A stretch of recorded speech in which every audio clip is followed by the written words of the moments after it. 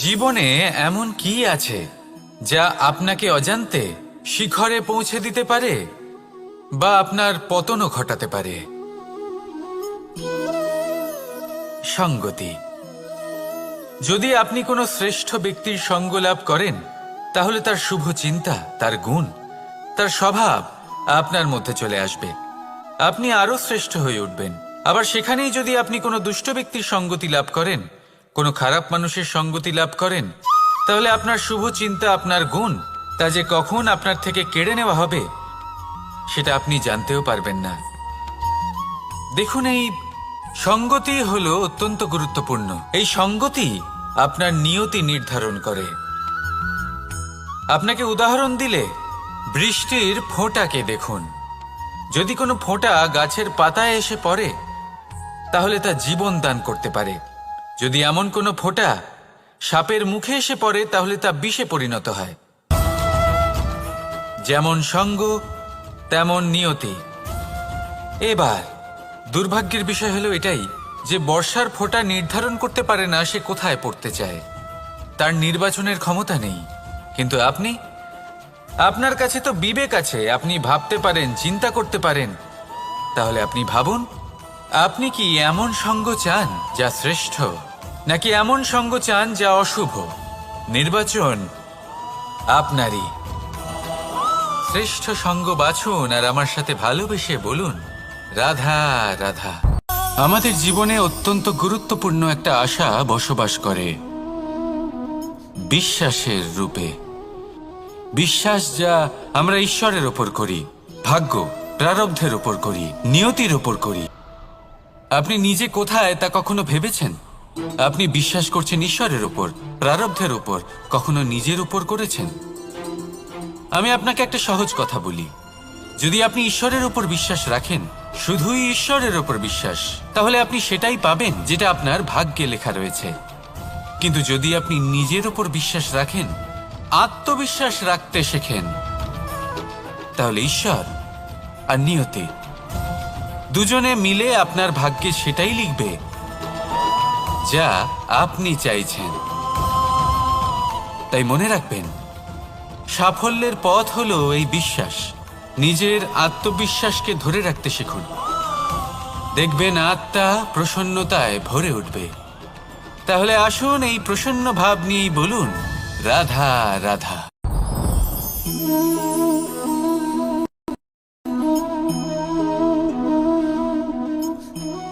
মুক্ত। এই মুক্তই সবাইকে মোহিত করে দেয়, নিজের দিকে আকর্ষিত করে। অত্যন্ত সুন্দর, গোল, শুভ্র। মুক্ত দ্বারা নির্মিত আভূষণ, তা হয়তো সে মুকুটই হোক বা কোনো স্ত্রীর অলংকার, তাকে আরো সুন্দর করে তোলে, তাকে আরো সুন্দর দেখতে লাগে। এবার এই মুক্তকে এত সুন্দর দেখার জন্য কত কষ্ট সহ্য করতে হয় তা কি কখনো আপনি ভেবেছেন? এই মুক্ত ঝিনুক থেকে বের করা হয়। ঝিনুক যা কিনা সমুদ্রের তলদেশে থাকে। ওকে কত কষ্ট সহ্য করতে হয়, জলের চাপ সহ্য করতে হয়, সমুদ্রের স্রোত সহ্য করতে হয়। এই ঝিনুককে এত কষ্ট সহ্য করতে হয়, এই মুক্তকে এত কষ্ট সহ্য করতে হয়, তারপরে এর রূপ এত সুন্দর হয়। যদি আপনিও আপনার পরিশ্রমের সৌন্দর্য, নিজের পরাক্রমের সৌন্দর্য এই সংসারে প্রকাশিত করতে চান, তাহলে আপনাকেও কষ্ট সহ্য করতেই হবে। তাই জীবনে যখনই সংকট আসবে, বিপদ আসবে, সমস্যা আসবে, তখন একে সুযোগ হিসেবে গ্রহণ করুন। কারণ এই বিপদের সাথেই লড়াই করে আপনি মুক্তর মতোই পরিশুদ্ধ হয়ে উঠবেন। তাহলে আসুন আর আমার সাথে ভালোবেসে বলুন, রাধা রাধা। আপনি কি জানেন আপনার জীবনে আপনার আসল জীবনসাথী কে হন? মাতা পিতা, ভাই বোন, স্বামী স্ত্রী? না, আপনার আসল জীবনসাথী হলো আপনার শরীর। সেই শরীর যার দিকে আপনি কখনো নজরই দেন না, ঠিক কি না? এবার যে মানুষ এই রহস্য বুঝতে পারেন, তার জীবন এমনি শুভ হয়ে যায়। আপনি নিজেই দেখুন না, সে সংসারের মঙ্গলই করা হোক বা সত্যের রক্ষা করা হোক, তা সে শত্রুর সাথে যুদ্ধ করা হোক বা মিত্রকে রক্ষা করা হোক, এই শরীরই তো কাজে আসে, তপস্যাতে, বলিদানে, পরিশ্রমে। এই শরীরই হলো আধার, ঠিক কিনা? তাই আমাদের কর্তব্য হলো যে আমরা যেন নিজের শরীরের যত্ন নিই। আমরা কি খাই, আমাদের কি খাওয়া উচিত, এটা যেন বুঝি। কোনটা সুপাচ্য আর কোনটা নয়, এটা যেন বুঝি। কারণ যেমন হবে অন্ন, মনও তেমনই হবে। যত ভালো অন্ন তত ভালো মন। আর সুস্থ শরীর হলো সুস্থ মনের আধার, এ কথা অবশ্যই মনে রাখবেন। আর যদি মন সুস্থ থাকে তাহলে সকল শুভ উদ্দেশ্য পূর্ণ হবে। তাহলে আসুন আর আমার সাথে ভালোবেসে বলুন, রাধা রাধা। কথায় আছে যে দৃষ্টি অত্যন্ত কঠোর হয়, অত্যন্ত শক্তিশালীও হয়। কথায় আছে যে কারোর উপর যদি কুদৃষ্টি পড়ে তাহলে তার বিনাশ কেউ আটকাতে পারে না। এই যে কুদৃষ্টি, এর উপাচারও আমাদের কাছে রয়েছে।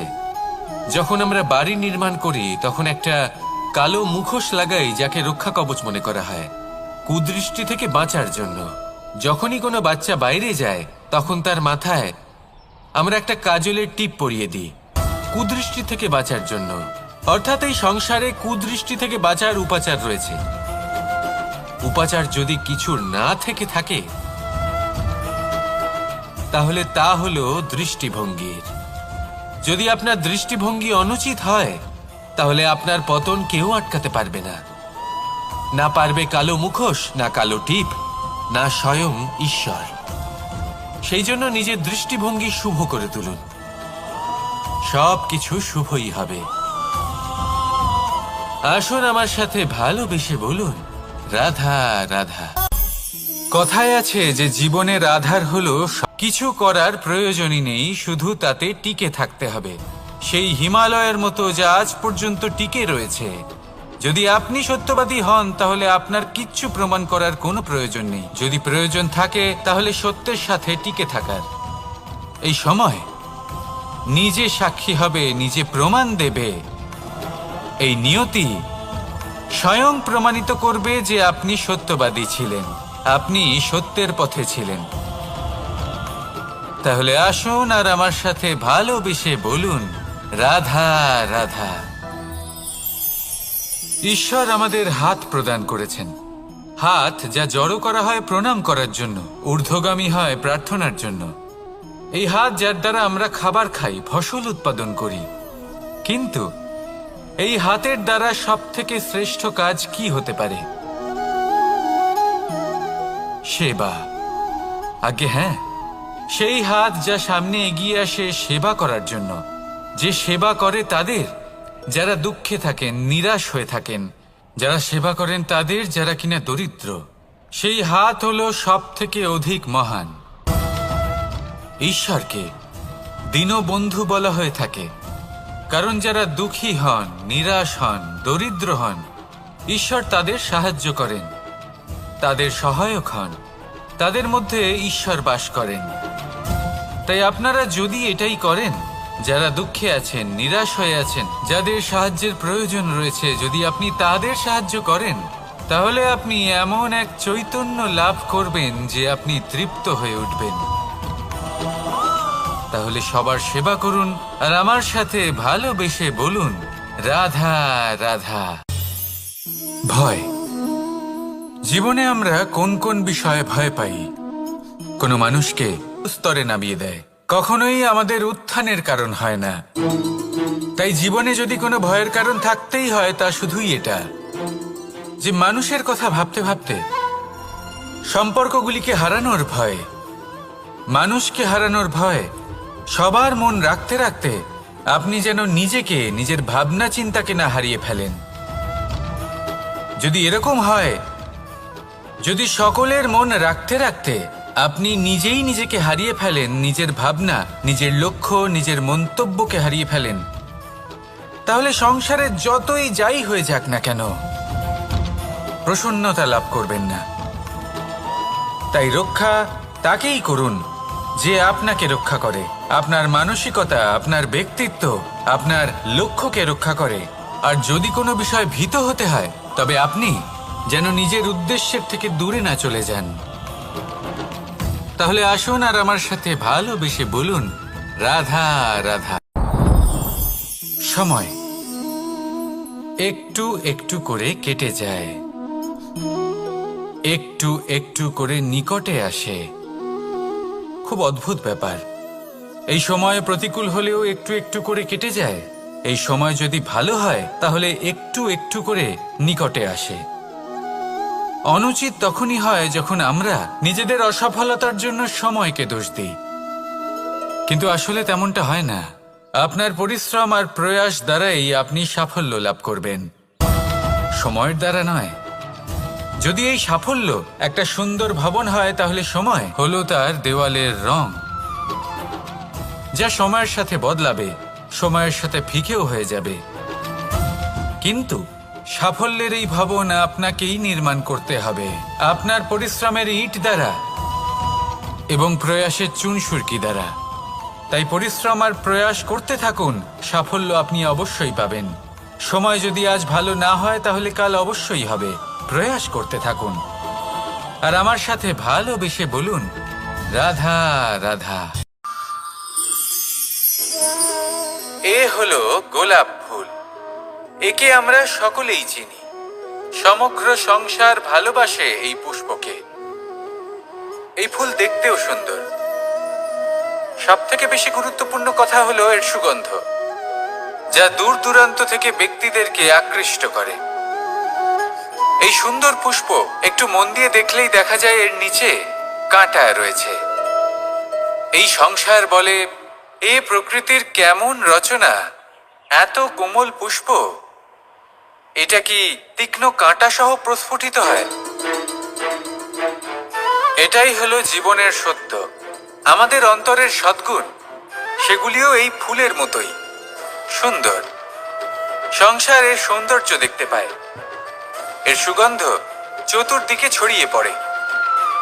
কিন্তু এই সদ্গুণ জাগ্রত করে তোলার জন্য কঠোর পরিশ্রম করতে হয়, প্রতিনিয়ত চেষ্টা করে যেতে হয়। তাই জন্য যদি আপনি জানেন আপনার পথ উচিত কিন্তু তা কাঁটায় পরিপূর্ণ, তাহলে থামবেন না, চলতে থাকুন। একবার যদি অন্তরের সদ্গুণ জাগ্রত হয়, তাহলে এই সংসারের সৌন্দর্য দেখবে আর সুগন্ধে আকর্ষিত হয়ে আপনার কাছে আসবে। এই মন, এই জীবন প্রসন্ন হয়ে বলবে, রাধা রাধা।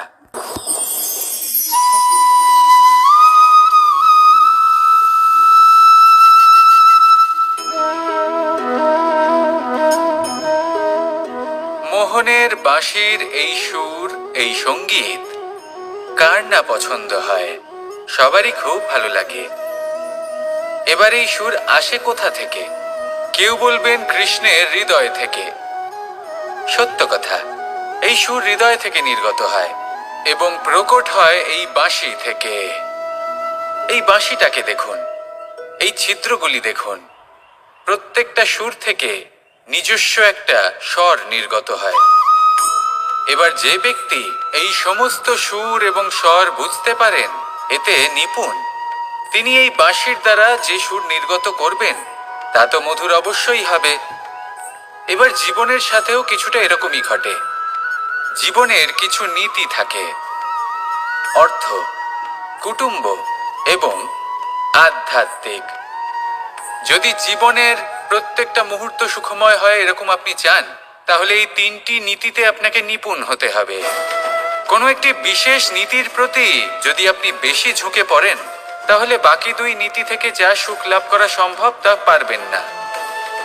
ধন অর্জন করতে হবে পরিবারের জন্য, পরিবারের সুখ মনের শান্তির জন্য, মনে শান্তির প্রয়োজন মনের শুদ্ধতার জন্য। যখন এই মন শুদ্ধ হবে, জীবন শুদ্ধ হবে, পবিত্র হবে, সুন্দর হবে এবং ভালোবেসে বলবে, রাধা রাধা। যত শক্তিশালী এই মন, তত শক্তিহীন হয়, দুর্বল হয়। তাহলে এই রথের কি হবে? এটা উচিত পথে চলতে পারবে না, উচিত গতিতে চলতে পারবে না, মন মতো স্থানে এটা পৌঁছতেও পারবে না। সেই জন্য মনের শক্তি অত্যন্ত প্রয়োজনীয়। এবার মনের শক্তি আমরা কোথা থেকে লাভ করি? দৃঢ়তার শক্তি থেকে। এবার এই শক্তি আমরা কিভাবে বাড়াতে পারি? আমরা প্রতিদিন কিছু নতুন স্থির করি, কিছু ছোট কিছু বড়। আর যেই আমরা নতুন কিছু পূর্ণ করি, আমাদের মনের শক্তি বেড়ে যায়। আর যদি পূর্ণ না করতে পারি, মনের শক্তি কমে যায়। একটা দেওয়ালের মতো ছোট ছোট ছোট ছোট শিলা আমরা একটার পর একটা স্থাপন করে একটা দেওয়াল তৈরি করি। এতগুলো পাথর যখন একত্রিত হয়ে যায়, তখন এমন এক দেওয়াল তৈরি হয় যাকে ভাঙা প্রায় অসম্ভব হয়ে দাঁড়ায়। সেরকমই হয় মন এবং দৃঢ়তা। ছোট ছোট কাজ করে নিজের লক্ষ্য পূর্ণ করুন। এই লক্ষ্য যদি পূর্ণ হয়, তবে মনের শক্তি বাড়বে। কিছুটা এইভাবে যে যত বড়ই বিপদ আসুক না কেন, সেই বিপদ নিজে হার মেনে নেবে, কিন্তু আপনার মন ততটাই শক্তিশালী থাকবে।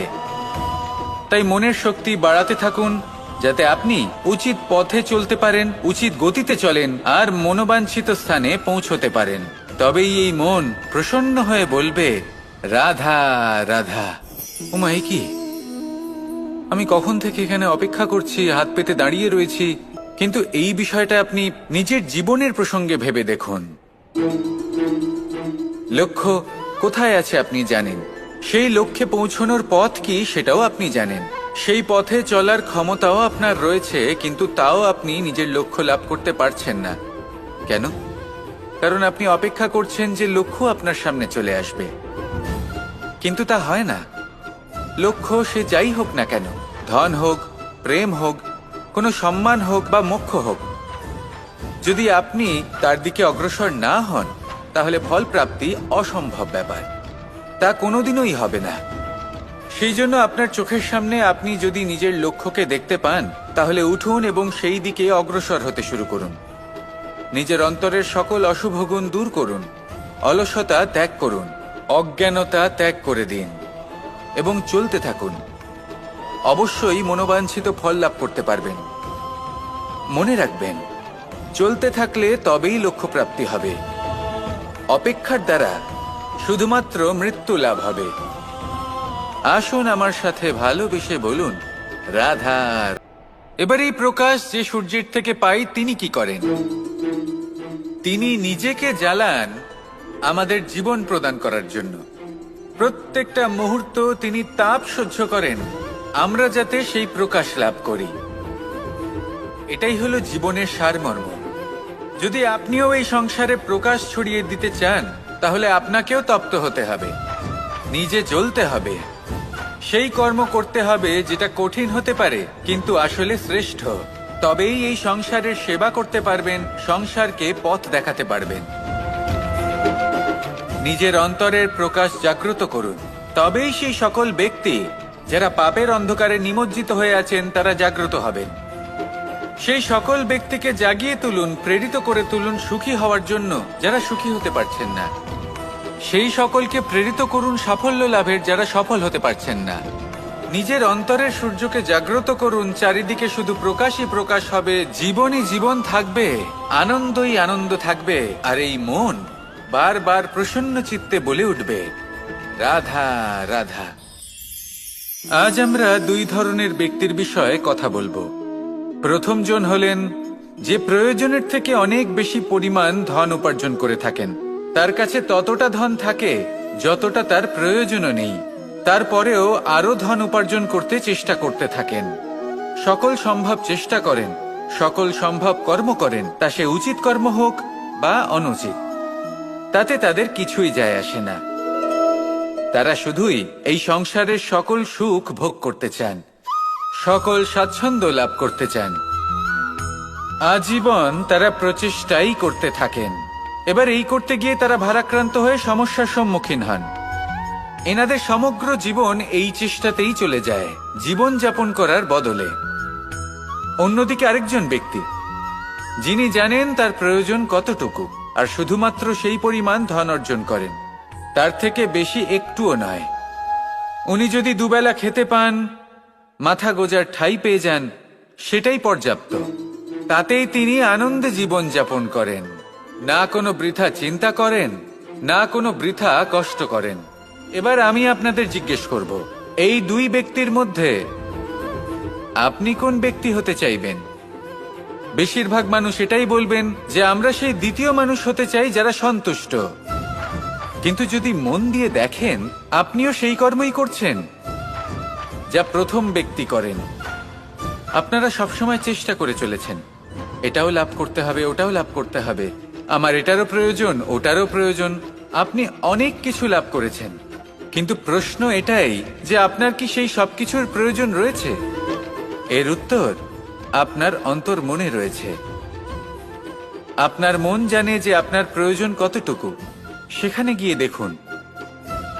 সন্তুষ্টি মানুষকে আনন্দ দেয়। মানুষ যতটা সন্তুষ্ট হবে ততটাই সে আনন্দ লাভ করবে। এবার আপনাকে এই সিদ্ধান্ত নিতে হবে যে আপনি কখন আর কোথায় সন্তুষ্টি লাভ করবেন, কত কিছু লাভ করার পরে সন্তুষ্ট হবেন। এই উত্তর আপনি মন থেকে পাবেন। এই সমাজের চাহিদায় জড়িয়ে নিজেকে বিভ্রান্ত করবেন না। নিজের অন্তরের এই মিথ্যে অহংবোধকে প্রশ্রয় দিতে গিয়ে যদি আপনি এরকম প্রয়াস করতে থাকেন, তাহলে জীবনযাপন কখন করবেন? থেমে যান, শান্ত হয়ে যান, নিজের অন্তর্মনে নিমজ্জিত হয়ে দেখুন যে সন্তুষ্টি কোথায়। এই সন্তুষ্টি লাভ করুন। এই মন প্রসন্ন হয়ে বলবে, রাধা রাধা। ক্ষমা একটা অত্যন্ত সুন্দর শব্দ, আমার খুব প্রিয় শব্দ। কিন্তু এই ক্ষমা কখন আর কিভাবে প্রয়োগ করতে হবে সেটা বোঝা প্রয়োজনীয়। এক, অহংকার জাগ্রত হয়, আর অহংকার তো প্রকৃত অর্থে আমাদের ক্ষতিই করে। দুই, কেউ যদি অপরাধ করেন, আপনার থেকে ক্ষমা না চান, তাহলে তাকে ক্ষমা করবেন না।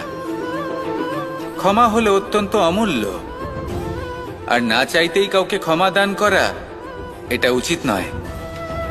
তিন, যদি কেউ আপনার সাথে অনুচিত কিছু করেন, অপরাধ করেন, আর আপনার থেকে ক্ষমা চান, তাহলে তাকে ক্ষমা করে দিন। তাতে আপনার অন্তরের করুণাবোধ জাগ্রত হবে, প্রেম জাগ্রত হবে, আর তা আপনার জন্য শুভ হবে। চার, যদি আপনি নিজে কোনো অপরাধ করেন, তাহলে অবশ্যই ক্ষমা চাইবেন। তাতে আপনারই লাভ হবে। কিভাবে? সামনের ব্যক্তি আপনাকে ক্ষমা করুক বা না করুক, আপনার অন্তরের অহংকার ক্ষীণ হবে, আর এই মন আরো নির্মল হয়ে উঠবে। এই ক্ষমা অত্যন্ত অমূল্য। ভেবেচিন্তে একে ব্যবহার করুন, আর আমার সাথে ভালোবেসে বলুন, রাধা রাধা।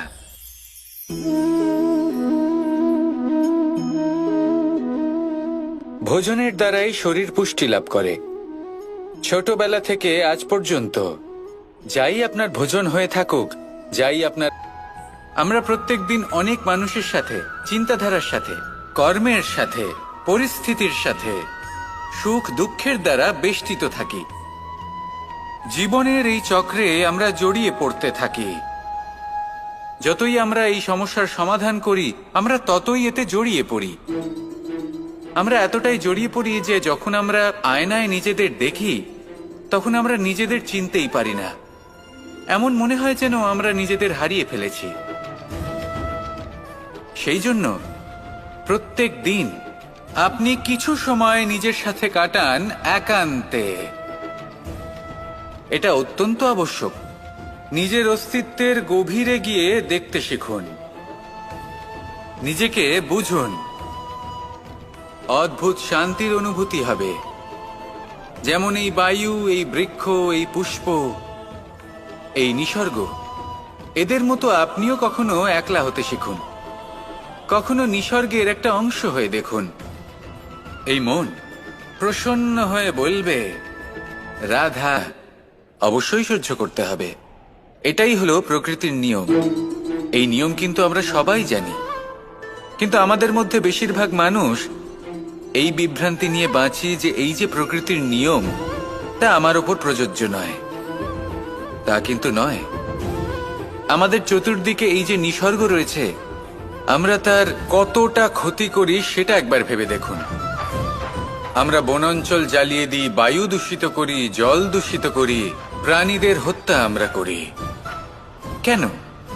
এই নিসর্গ আমরা নষ্ট করি, যদিও আমরা জানি যে আমরাও হলাম এই নিসর্গেরই অংশ।